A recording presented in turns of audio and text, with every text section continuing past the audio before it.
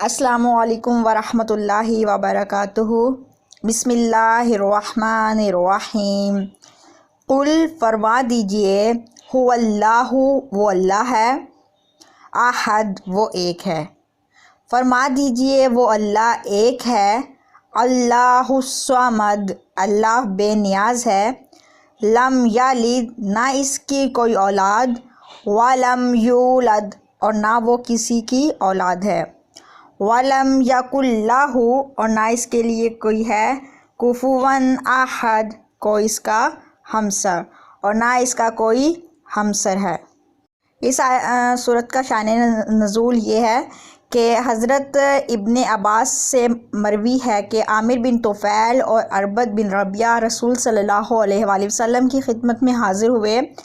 عامر نے کہا، اے محمد صلی اللہ علیہ وآلہ وسلم، آپ کس کی طرف ہمیں دعوت دیتے ہیں؟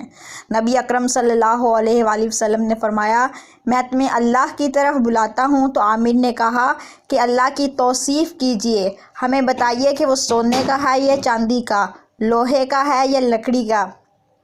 یہ بھی ہے کہ ایک روایت میں یہ بھی ہے کہ یہودیوں نے سوال کیا، اللہ کس چیز کا بنا ہوا ہے؟